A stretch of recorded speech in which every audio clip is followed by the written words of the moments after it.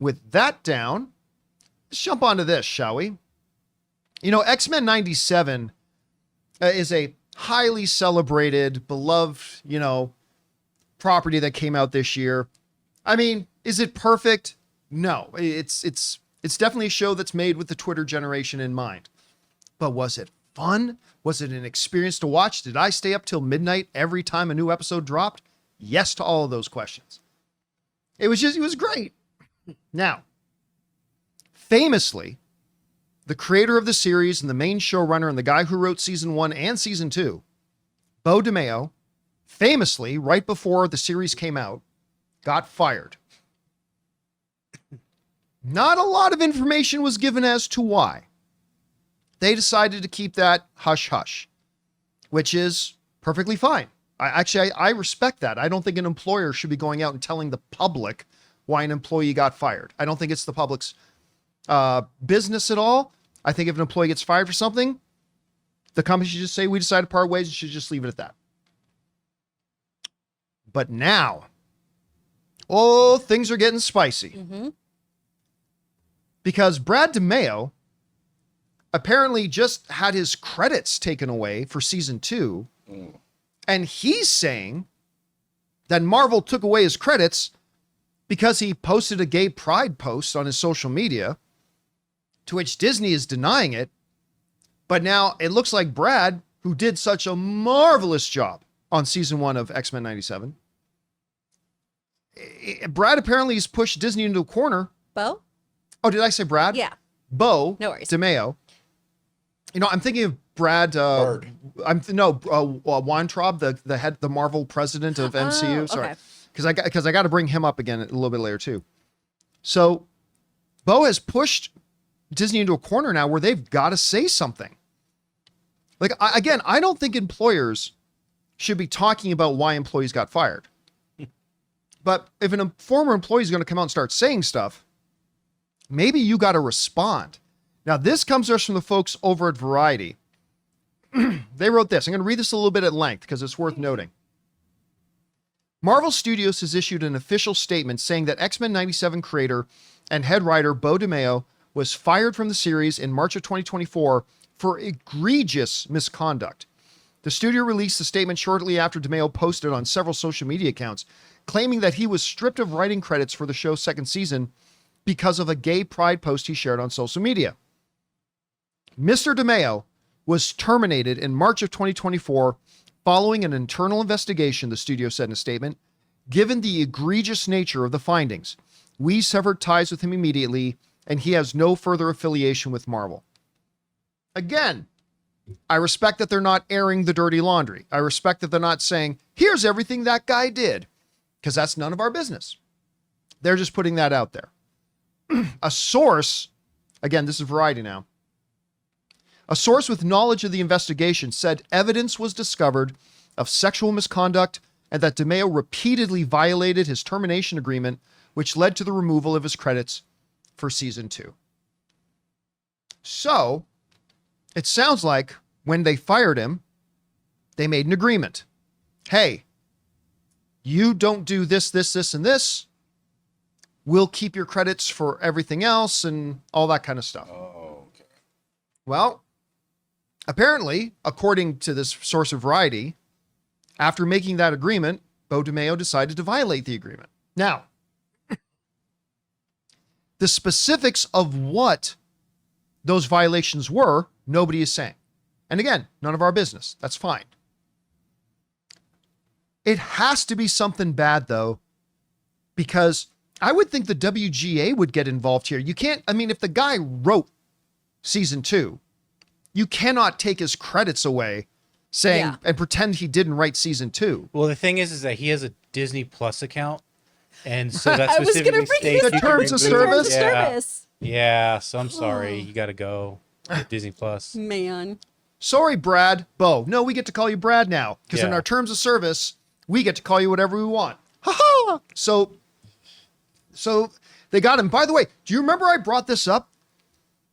When we saw that X-Men 97 got nominated for Best Animated Series, I brought up the question. I said, Hey, what do you think? Do you think they'll actually let him be at the award show? And this came up here in the article as well, because I said, hey, since it's nominated, do you think they'll let Beau DeMayo be there, considering he's the showrunner of the show? The show was nominated by the Primetime Creative Emmy Awards for Best Animated Program on August 12th. DeMayo tweeted that the studio, quote unquote, has not reached out to arrange my attendance to the Emmys for the show I created. Look, on the one hand, I don't care if you're not working together anymore. If he created the show and the show's going to win, I mean, it's not going to win, but let's be real, it's not going to win. But if were it to win, the creator of the show and the showrunner of the season should be up there on the stage accepting the award.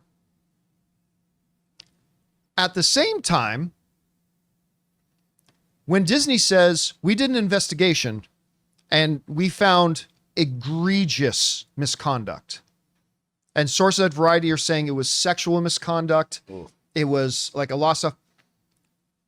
Okay, one half of my brain says, if the guy's the creator, showrunner, he should be on stage. The other half of me is, no, if this guy's a sexual predator, by the way, nobody said he is, I'm just saying.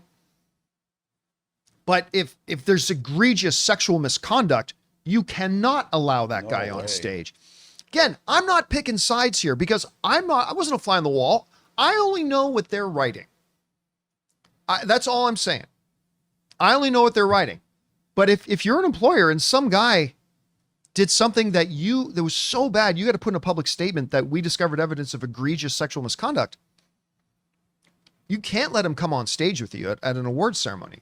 So guys, we want to take a second to thank a sponsor of today's video, Gametime. My wife Ann and I love going to events, whether they're comedy shows, concerts, an LA Lakers game. I mean, just the other night we went to go see Ronnie Chang and it was awesome. We love having these new experiences and new memories. And our sponsor Gametime makes getting tickets for concerts and events faster and easier, even if you don't buy tickets right away. Because prices on the Gametime app actually go down the closer you get to the show start time. With killer last minute deals, all-in prices, views from your seat, and their lowest price guarantee, Gametime takes the guesswork out of buying event tickets. I couldn't believe how easy and most importantly, intuitively, the entire app works. Finding the event I was looking for couldn't have been easier. The way it lays out the map of the venue, letting you know exactly where the seats are that you're looking for, and how easy the process was to choose and buy those tickets. So don't worry if you think you're too late to get tickets to that big event you and your friend want to go to. They have last minute deals. Save up to 60% off buying last minute for sports, concerts, comedy, theater, whatever. So guys, take the guesswork out of buying concert tickets with Gametime. Download the Gametime app, create an account, and use the code Campea for $20 off your first purchase. Terms apply.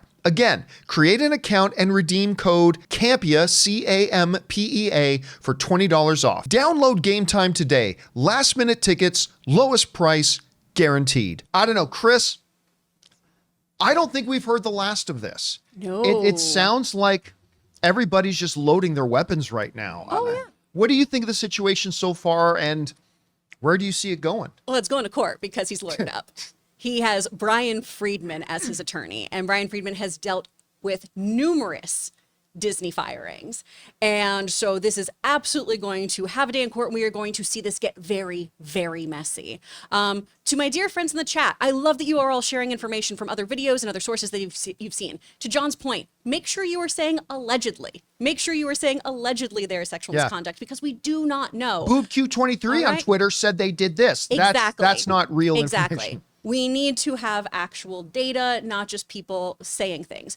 Obviously, I think that we should 100% listen to anyone who says that there has been any sexual misconduct behind the scenes here, because that is absolutely abhorrent behavior.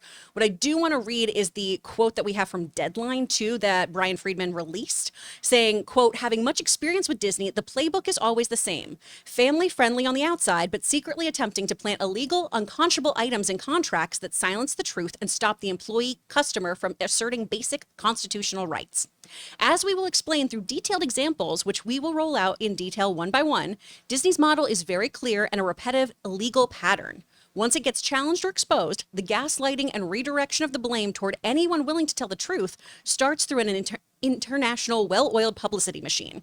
So they've got a whole bunch of stuff. They even end this quote with, Beau DeMayo will bravely tell the truth, so will I stand by. So a lot more data is going to be released from both camps, and it's going to get wildly, wildly messy here. One of the unfortunate things here is it's just... It's rough sometimes, too, to stand by a fandom or stand by a creator, right? And you can always separate the creator from the art. I love Good Omens. I love X-Men 97. I understand there's problematic things happening with both that are being explored. So for right now, I know that so many people are like, but what's going to happen with X-Men from here? They have hired another writer to take over from season 3. That was well established, or another showrunner. But right now, I think the thing to keep in mind is if anyone was treated in this egregious manner, that should be the focus, because no one should have to have any kind of toxic work environment. And that seems to be something that's really going around and getting exposed lately. Again, with Good Omens, again, with Umbrella Academy, all kinds of stuff. And you just hope that behind the scenes, the shows that you love are treating people with respect. And we're going to find out which way this all went, because if Beau is completely and utterly not in the wrong here, I absolutely want him to get his credits. I absolutely want him to be on stage for the 100%, Emmys. right. Because that's ridiculous. If he did do these things that he is accused of, then I wouldn't want to celebrate the work. I understand that he did it. I understand that he created, but any creator who makes people feel less than or objectified is problematic and shouldn't get to have a spotlight put on them when they've made people feel so incredibly inappropriate. Whether we find out that's Disney or Beau, either way, I'll feel the same of that's wrong to do. By the way, Jeff Schneider of the In Schneider, who of course been on our show many times, will be on our show again. He's reporting, I'm not going to go into the details, but he's reporting the stuff that he claims he's uncovered of what it is that Disney found. Yeah. And I was reading that. It's not pretty. No. Oh, boy. We're just going to say, I'm just going to leave it at that it's not pretty. I highly encourage you, go check out Jeff's stuff. Anyway, guys, question is for you.